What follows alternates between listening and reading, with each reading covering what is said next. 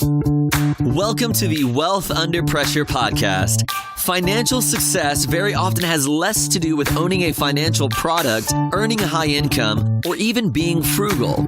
Instead, the path to success comes from having a comprehensive plan that enables you to optimize decisions and avoid mistakes. Join John Smallwood, a certified financial planner, as he identifies key areas of pressure on people's wealth and strategizes to reduce it. It's time to liberate your wealth. Hello and welcome to episode number 3 with John Smallwood. Today we're going to talk about the 7 factors that destroy wealth. And destroy is a very strong word, but after you hear what John has to say, you're going to see how these can massively destroy and erode your overall wealth over time.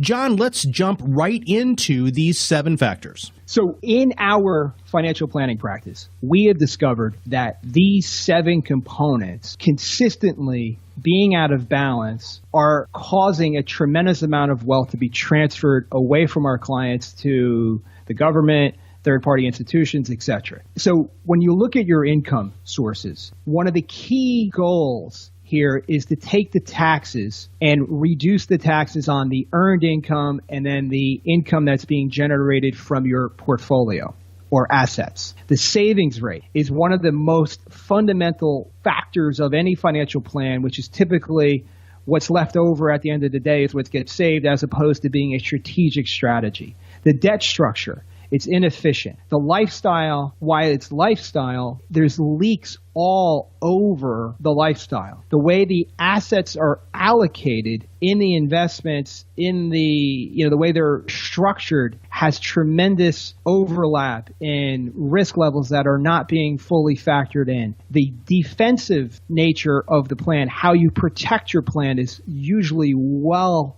or way under protected. And then those future outlays that we don't really truly grasp, such as college and weddings and sweet 16s and kids not launching and, all those factors. So those 7 factors, when you look at them, Matt, there's a tremendous amount of outflow that is happening in a plan. And most people's focus is if you have 100% of your income, whether you make $100,000 or $200,000 or $1 million or $10 million, that represents 100% of what you bring in. And in many cases, people are saving a small percentage of that gross income, let's say 4 or 5%.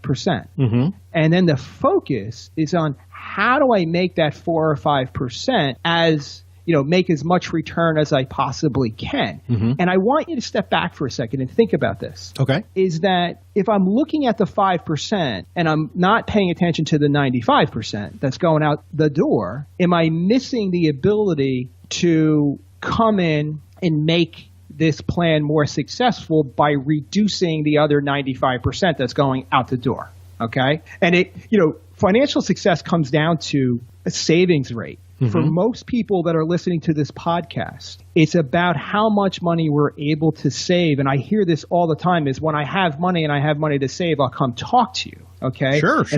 And my response is, let us help you find the savings rate because there's a goal, right? And the goal is if you earn under $100,000, you should be saving 10% of your income. And as you cross over thresholds, 200,000, 300,000, 500,000, $1 million, that savings rate should be increasing 15%, 20%, 25%. And it's a factor of savings. And you got to think about it as a company. If the company is profitable, they're putting money back into research and development. Absolutely. And that's a savings, right? Mm-hmm. So you as the individual, you have to focus on what is your savings rate. And most people that when I talk to them, they're not saving the right amount of money. Now, savings is putting money in a savings account, reducing, paying down debt, putting money into your 401k or an annuity or a mutual fund.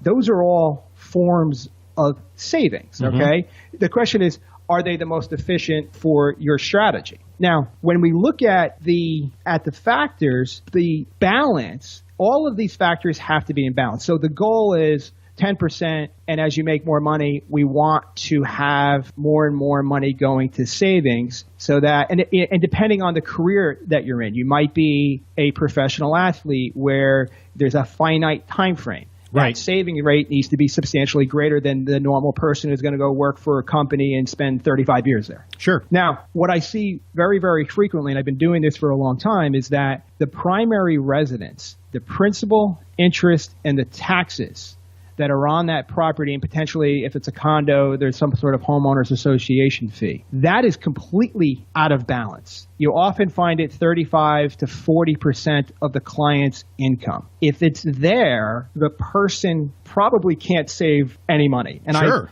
Over my career, I've been in people's houses. They have these beautiful houses, and they're 5,000, 6,000 square feet, and you walk in, and the living room is like an echo chamber. There's no furniture, no drapes, and Little Tikes furniture there. Yeah. And right? Yeah. Been there. What we're looking for is if the primary residence for the principal, interest, and taxes exceeds about 22% of that gross income, the probability of the client saving any money goes down dramatically. So what we're looking for is that balance of what that primary residence is going to cost the person. And then you dig into what should the financing be, which we're not going to do today. We'll do that in a future time frame. The lifestyle is something that when the lifestyle crosses over 40% of gross income, Well, hold on, John. Unpack what lifestyle means, because I think that's an important distinguishing factor of what you're talking about with these 7 factors that actually turn into really 24, and we're going to dive into those more deeply. But explain what lifestyle means so that our audience can say, okay, I got it. Okay, so the way I think about lifestyle and the way we focus it for all of our clients is that you take your income less the amount of taxes that you're paying, less the amount of savings, less your principal and interest payments on your debt structure. That's what's left over. So that's going to be your real estate taxes. It's going to be your car payments. It's going to be your cable bill, your cell phone, your groceries, your dining out, your entertainment fund, your gym expenses. That's lifestyle. Right? So if the house was paid for and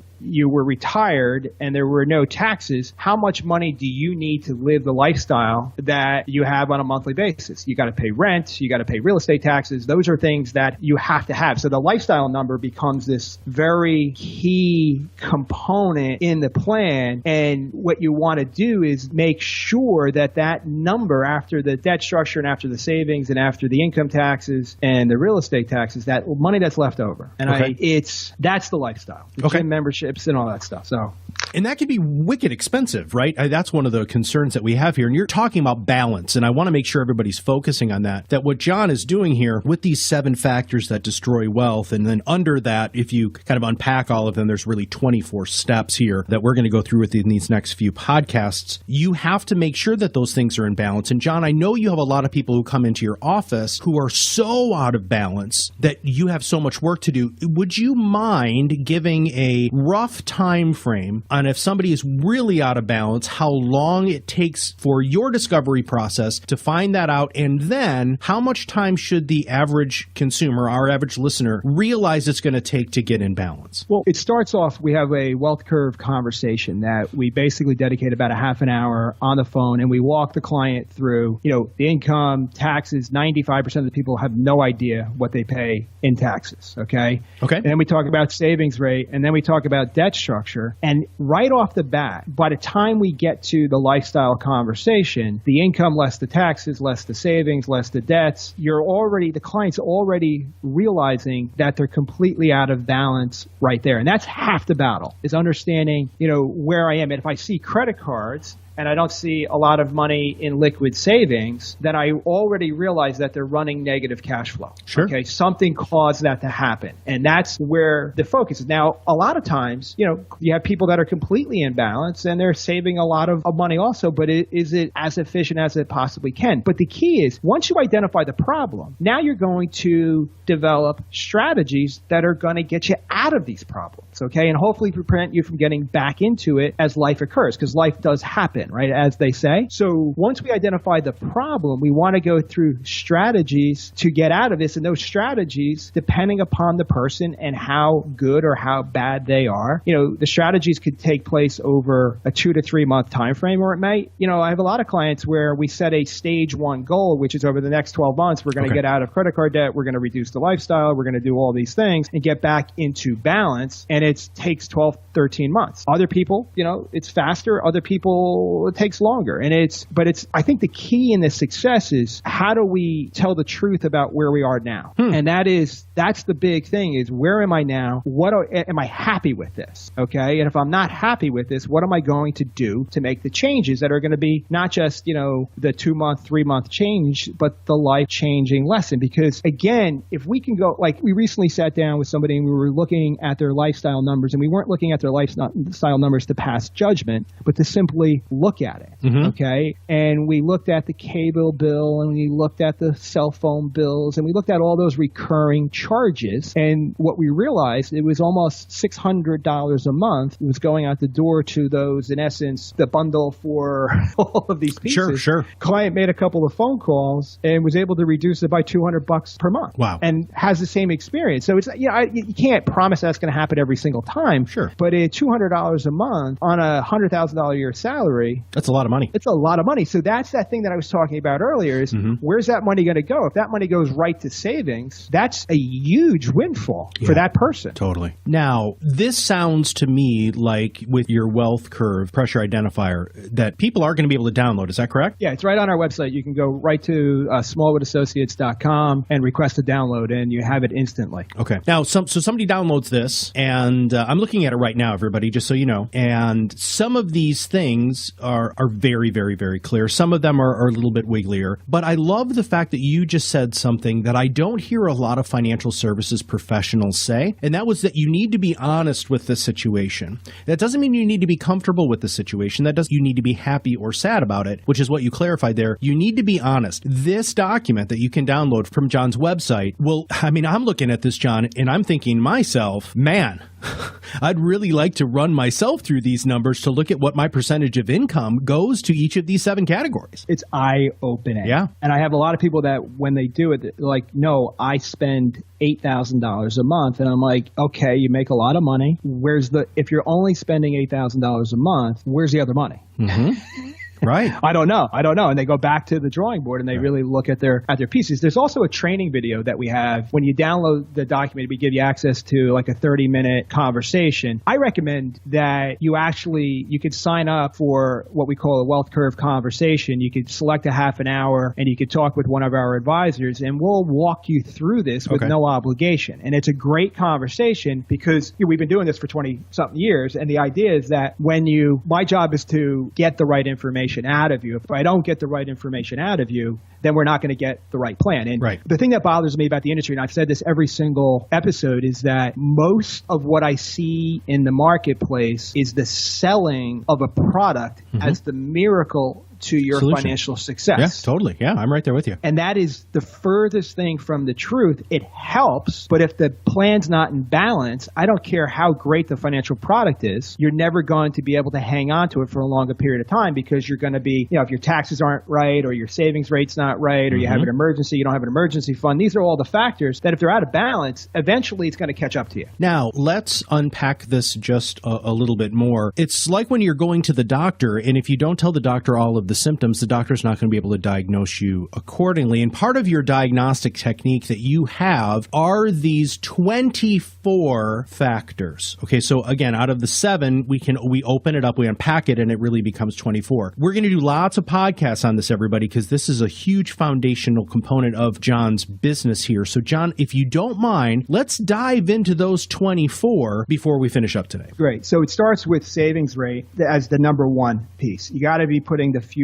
in the tank. If I'm driving from here to California, I got to have the right savings rate. The primary residence has to be in that right balance according to that 22% of gross income. The lifestyle number needs to be in that 40% or lower number. The amount of money that gets allocated to defense, such as homeowners and auto insurance and disability insurance and long-term care and major medical, should be 10% or less. Okay? That's something that I find, sometimes it's a lot less. Sometimes it's more, and but the focus is always on maximum protection with the least amount of cost. Okay? And there's a lot of leaks inside of there. The short-term savings goal. Most people do not have a walk-away fund, as we like to call it. Most people call it an emergency fund, but I like to call it a walk-away or an opportunity fund, right? You need to have 50% of your annual income in a liquid savings account, or 20% of your net wealth in very short-term instruments that are available in an emergency or an opportunity. Okay. My grandfather told me many, many years ago, ready money is Aladdin's lamp. And I didn't really understand what he meant until I was there. But he said, if you have money and there's a crisis, you can capitalize on it. If you don't have any money, you're like everybody else. Yeah. You're not going to benefit from the crisis. Right. Okay. The amount of money, the sixth one, the long-term savings goal, where does the money go? Should it be in the 401k? Should it be in deferred comp? Should it be in mutual funds? Should it be in liquid assets? We see this so frequently. Clients come in, they've maxed out their 401k, they're making great money, and they have $25,000 worth of credit card debt.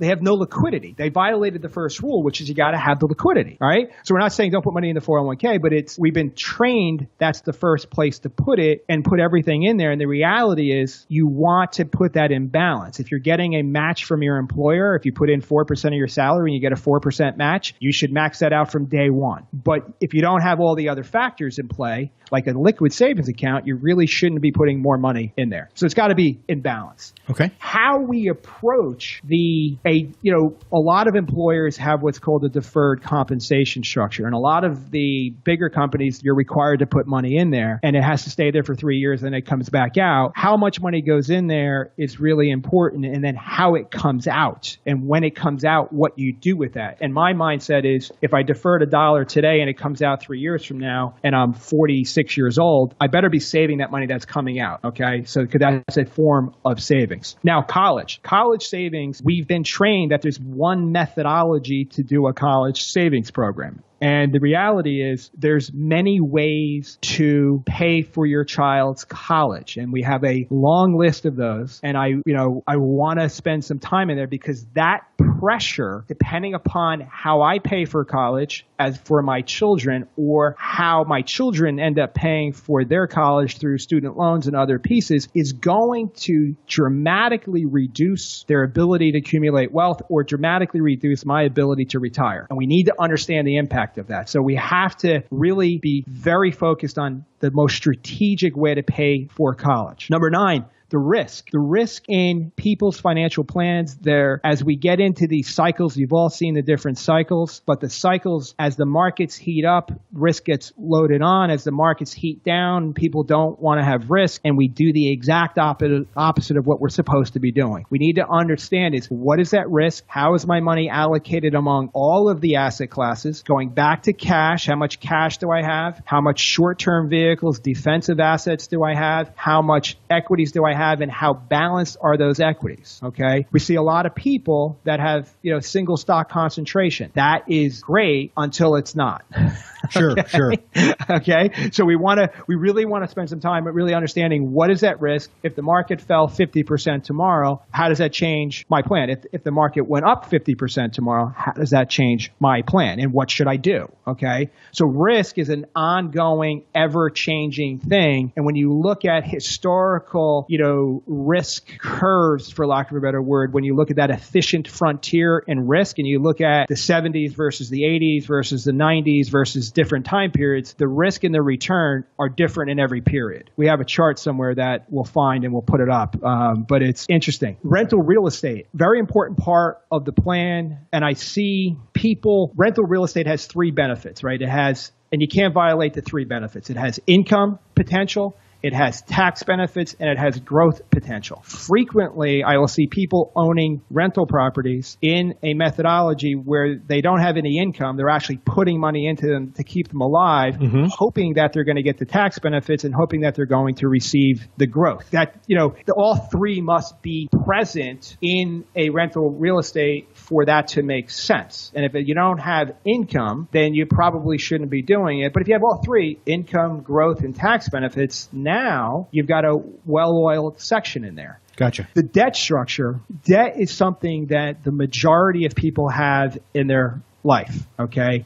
And how we manage our debt, how we pay our debt is extremely important. It has to be efficient. We have to maximize the tax benefits from the debt that we have. We have to make sure that I see so many people will pay off debt, they'll accelerate the debt, pay off debt only to get back into debt right down the road because they're not thinking about what's coming in their future. So, we want to understand how that debt structure should take place. And you look at people, they have boats, they have cars, they have second homes. Those second homes, when you go back to the lifestyle number and you say, okay, we're looking for that 40%, inside the second home, inside the lifestyle number should be that second home at about 15% of that overall piece. If the second home or the boat or the RV is, consuming 50% of the lifestyle number, client's not going to be able to save any money. Okay. And these are all things that we want because people love these things, right?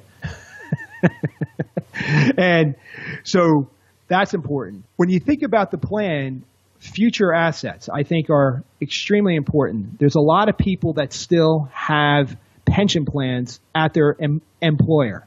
Teachers have them. They're defined benefits. You put in a certain amount of years, you're going to, when you retire, you're going to have a pension. That is a tremendous asset that most people overlook. And a lot of those are what we call life only. If you're a teacher and you happen to pass away 5 years prior to retirement, you put in 26, 27 years and you're going to go for the 30th year and you pass away, in most states, that pension is considered life only and there's nothing for the survivors. This is something you really need to understand is what is that asset, how valuable is that asset, and how do I protect it, okay, to my family. Very, very important.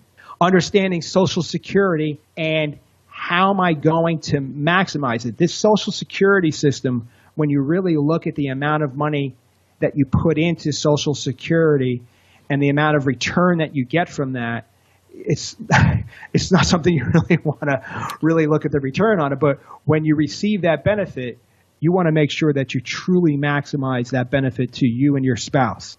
Inheritance. Your parents, your family members are either going to be a liability or they're going to be an asset. And I say that with tongue in cheek because I see many people have to take care of their elderly parents because they had all the financial pressures that destroyed wealth. Mm-hmm. But I also see people that are going to receive tremendous inheritances. How you receive that inheritance and how you plan for that inheritance is crucial to how you're going to keep it. How do you minimize the inheritance tax? Once you receive it, how do you minimize the creditor proofing of that asset? And how do you pass it from one generation to the next generation, to the third generation, to the fourth generation by avoiding, minimizing and avoiding inheritance tax?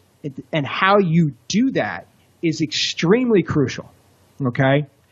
And most people don't factor on it. They're like, oh, that money's never going to show up. And then when it shows up, it compounds all of their problems. I've seen people, qualify for financial aid first year of the kid's college. They inherit money the second year. And now the entire inheritance technically has to go to pay for college because of the way they received it. It's not good planning. It's not 100% of the time you can't plan, perfectly. But the reality is we have to have that conversation. And often I hear my parents don't want to talk about it.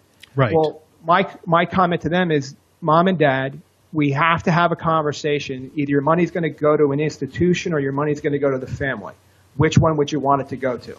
Family or institution? If they say the institution, don't go to visit them anymore. I'm just kidding. I was just going to say, who wants it to go to the institution? I don't really know about that. Yeah, that's true. Nobody, right? Now, if you own a business, the whole key to owning a business is to take money out of the business and build your personal wealth and protect your personal wealth. Mm-hmm. And all of those factors we have to dig deeply into, and how you build a plan for a business owner versus a corporate executive are two very distinct things. So the business asset needs to be really thought of as, how do I maximize my tax benefits? How do I get the dollars out of the business in the most efficient way? And how do I accumulate wealth? And if I sell the business in the future, that becomes gravy, not the sole benefit of my retirement plan. And I've seen that happen is, I'm going to sell my business for a ton of money in retirement, and I'm not going to save any money now. They're not saying that, they're not physically doing, but that's what happens. And then the business has no value when they go to sell it, and then they become, financially destitute. So the business, how you protect that business and how you maximize the money coming out of the business is extremely important. Now, the defense is probably one of the most underutilized aspects of a financial plan. And when I see defense, is how do I protect my assets? My assets are my life, they're my business, they're my cars, there's my homes. It's the money that I've accumulated in my brokerage accounts and my savings accounts. The protection of that wealth is done through predominantly insurance type assets, right? So maximum protection with the least amount of cost is one of the most important factors in the car insurance, the homeowner's insurance, the umbrella, the disability, the life insurance. All those must be maximum with the least amount of cost. And the joke is, I'm disabled yesterday. Today I get to buy disability insurance. Right. What's this? I'm not going to do a needs analysis. Well, how much do I need? There's only going to be one question is, what's the maximum? Right. Right? Yeah. Because nothing else matters. So we want to plan that way. And then the idea is making sure that protection is always maximum. And I see people make a plan today. Tomorrow, they're much more successful than they were yesterday. And their protection component of their plan looks like 10 years ago. It's not built for them currently. So that needs to be constantly, brought up to speed. Life insurance ensures the economic value of the person. You, listening to this podcast, are the most important person in your financial strategy.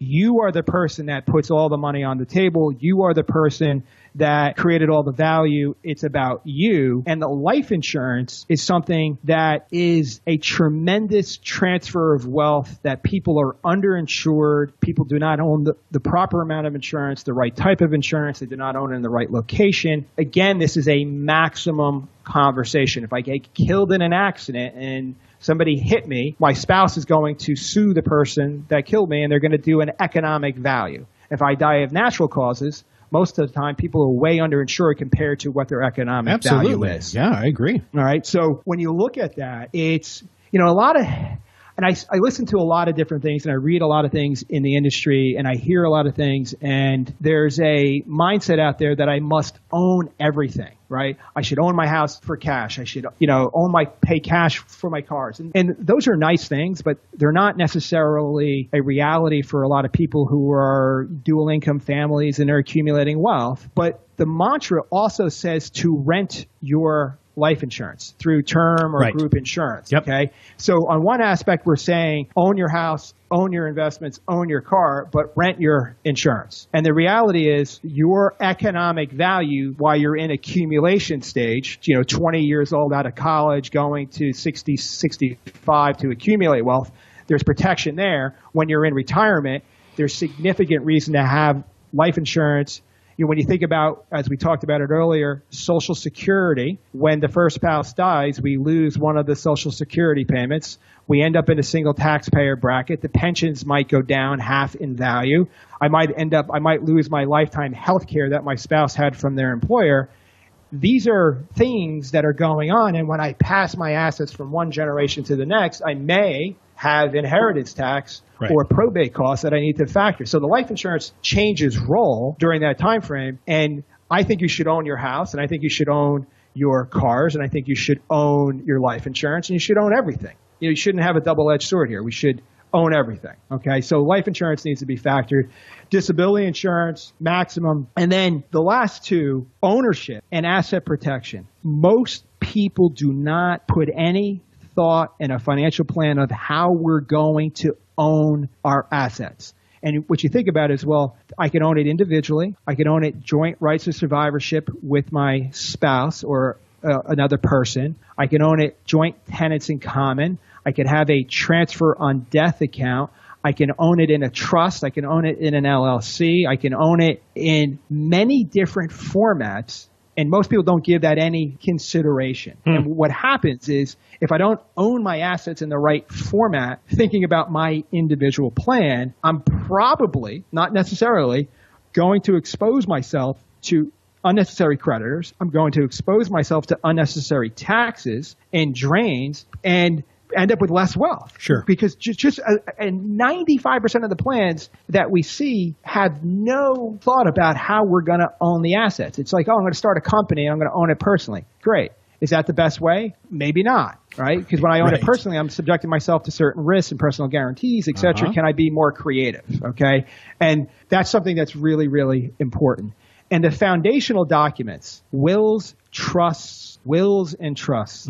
So many people, very successful people, don't have a will, don't have a trust, and don't have an advanced healthcare directive. And it's, it is something that is at the foreground. Like if you are going to have a baby and you go into the hospital, they're going to ask you, do you have an advanced healthcare directive? That's right. Yeah.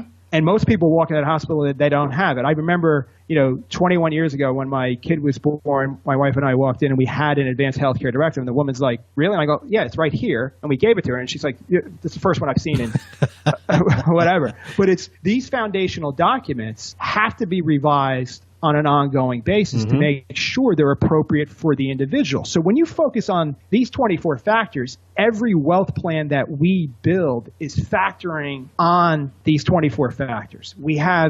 There are rules that are driving what we're trying to accomplish. And again, it comes down to when you apply the rules to the plan, to the 24 factors, the plan has to reduce taxes today and in the future. Most plans are doing the opposite. They're actually increasing taxes.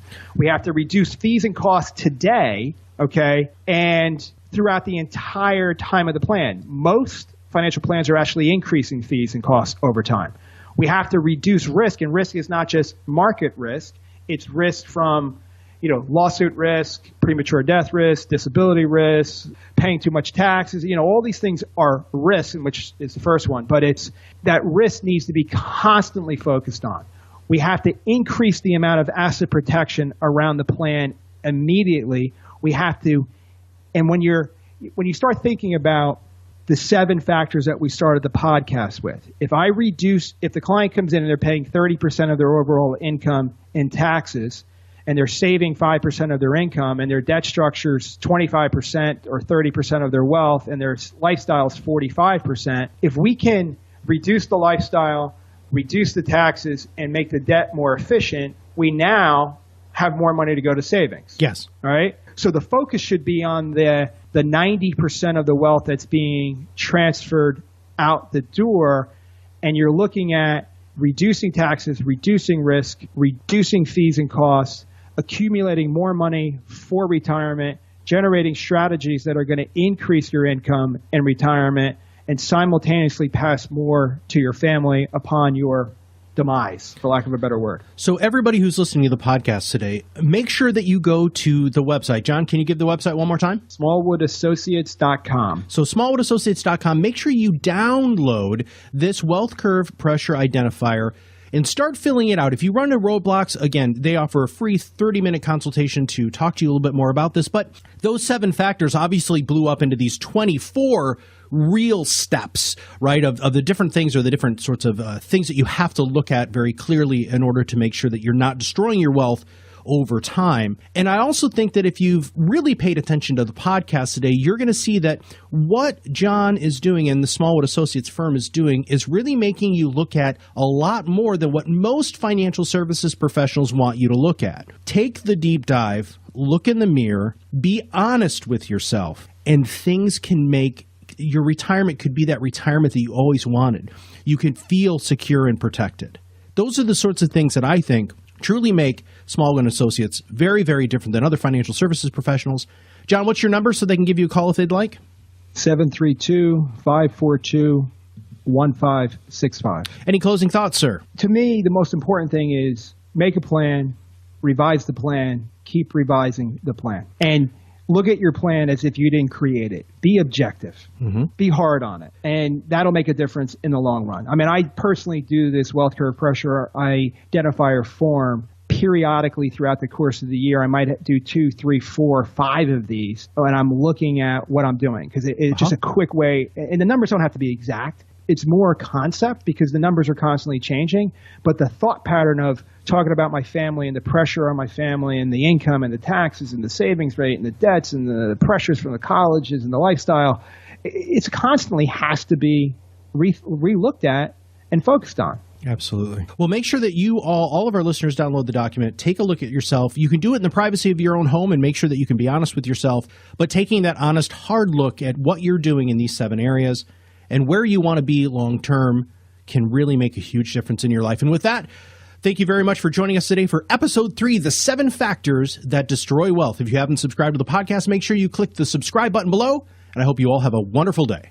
Smallwood Wealth Management is a registered investment advisor. The opinions expressed by Smallwood Wealth Management and guests on this show are their own. All statements and opinions expressed are based upon information considered reliable, although it should not be relied upon as such. Any statements or opinions are subject to change without notice. Information presented is for educational purposes only. Moreover, no listener should assume that any discussions or information presented serves as the receipt of or a substitute for personalized advice from Smallwood Wealth Management or from any other investment professional and is not intended as an offer or solicitation for the sale or purchase of any specific securities, investments, or investment strategies. Smallwood Wealth Management is not a law firm or accounting firm, and no portion of this presentation should be interpreted as legal, accounting, or tax advice. Information expressed does not take into account your specific situation or objectives and is not intended as recommendations appropriate for any individual. Listeners are encouraged to seek advice from a qualified tax, legal, or investment advisor to determine whether any information presented may be suitable for their specific situation.